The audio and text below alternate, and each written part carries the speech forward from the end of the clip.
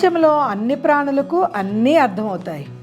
మొక్కలు, చెట్లు మనకి దేవతా వృక్షాలు. ప్రకృతి మనకి దేవుడిచ్చిన వరము.